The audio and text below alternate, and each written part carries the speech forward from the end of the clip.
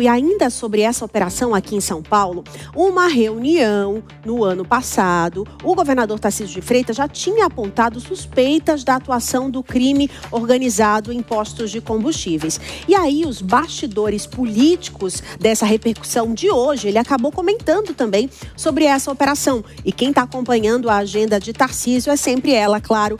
Beatriz Manfredini chega ao vivo agora em tempo real para atualizar essa situação. Bia, então o Tarcísio comentou que ele já tinha cantado essa bola, né? Boa tarde.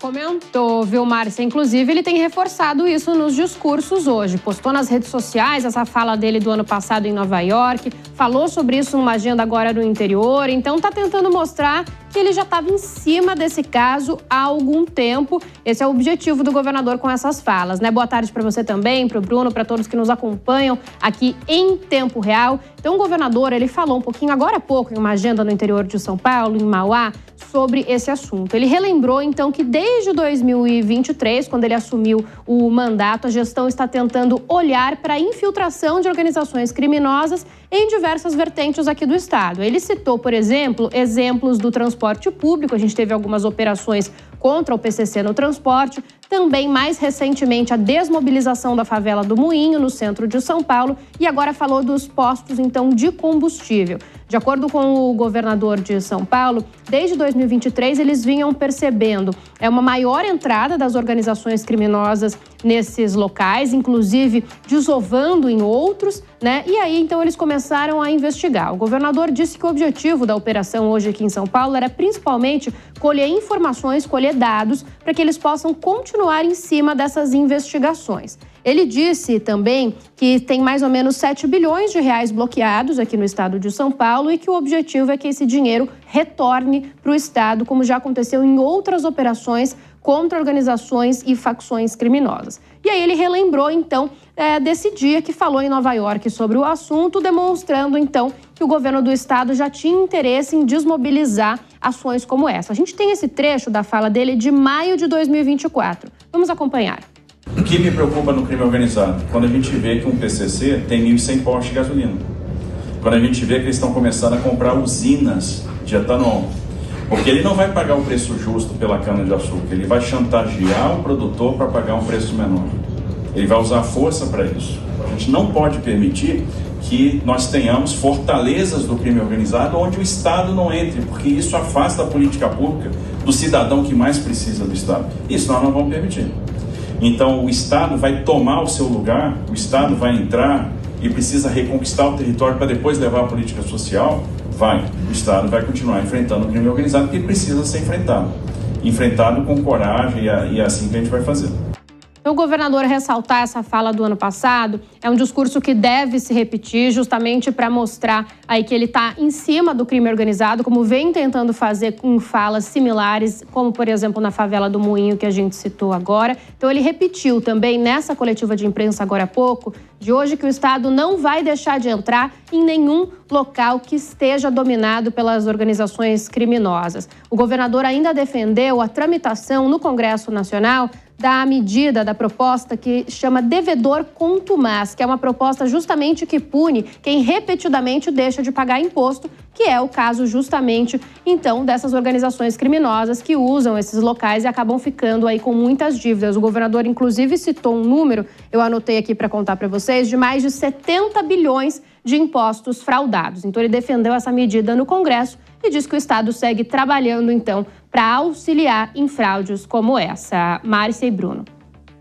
Manfredini, a gente também observa que vai ser um tema muito importante, né, muito caro para o governador Tarcísio, caso ele se candidate ano que vem para as eleições em 2026. Né? A gente acredita que ele deve bater forte nesse tema, você que acompanha?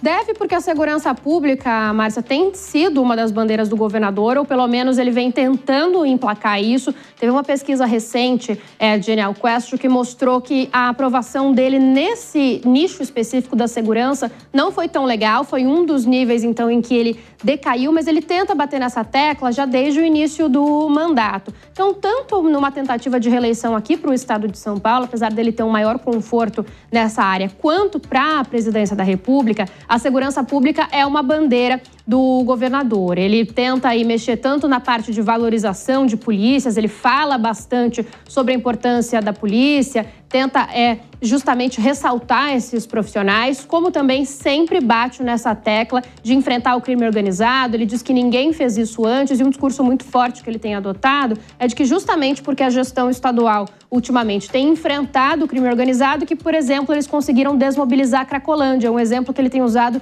em muitos discursos. Então, o governador deve continuar nesse sentido e continuar anunciando medidas para a segurança aqui em São Paulo, principalmente em parceria com a prefeitura. O objetivo é melhorar a percepção de segurança. Eles dizem internamente no Palácio dos Bandeirantes que até comemoram alguns números de queda que nós temos no estado, de homicídios, por exemplo, de furtos e roubos em determinados meses, mas que o mais importante é a percepção de segurança, um dado que ainda não melhorou no estado e é sim uma batalha do governador para qualquer tipo aí de reeleição ou eleição, no caso, para o ano que vem.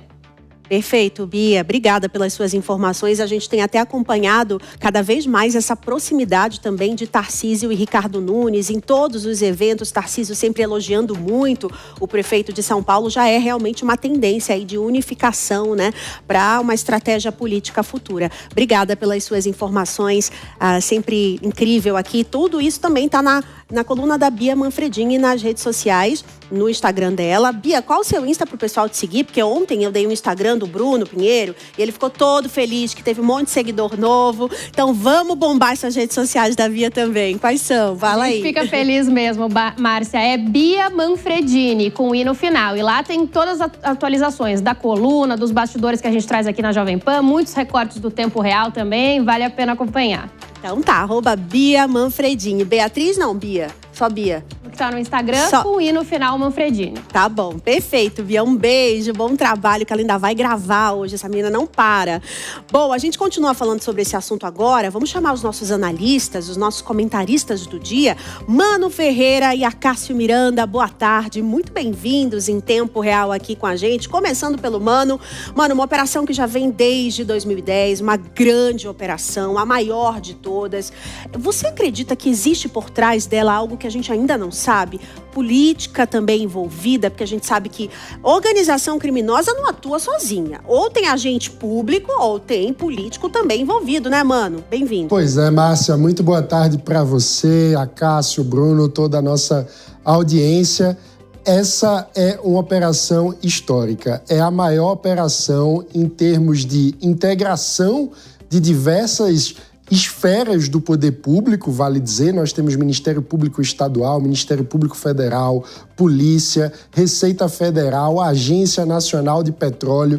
Diversas entidades de diversos níveis federativos precisaram se articular e atuar em conjunto para conseguir destravar essa operação de hoje. E isso ocorre porque o crime organizado é cada vez mais profissionalizado. O que a gente viu a respeito dos 40 fundos de investimento que atuam na Faria Lima, o coração financeiro brasileiro, mostra como, muito mais do que o aviãozinho do tráfico, o que de fato dá o tom do primeiro comando da capital e das principais organizações criminosas no Brasil é o grau de profissionalismo. São pessoas do colarinho branco e certamente, Márcia, há infiltração não apenas no setor de combustíveis, como ficou evidente hoje, mas em outros setores da economia nacional, como de logística. Foram mais de 1.000 caminhões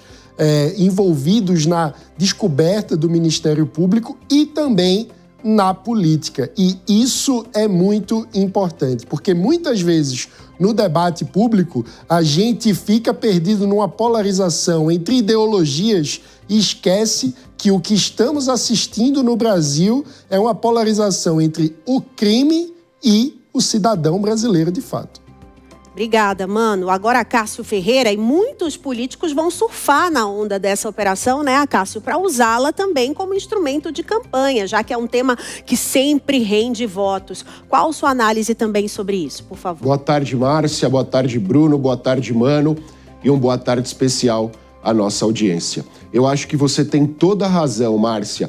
Não é de hoje que os nossos políticos surfam a onda de operações como essa e usufruem politicamente destas operações, apresentando projetos de lei que no final das contas não ajudam em nada, gravando vídeos que no final das contas também não contribuem para a elucidação desses crimes e principalmente agindo de forma a não resolver a criminalidade que assola o nosso país. A operação de hoje nos dá duas grandes lições. Primeiro, a criminalidade hoje tem um nível de estruturação, um nível de organização muito além das nossas autoridades. Elas eventualmente acabam cooptando as nossas autoridades por conta disso. A capacidade financeira delas é tão grande que o Estado, neste momento, é incapaz de competir.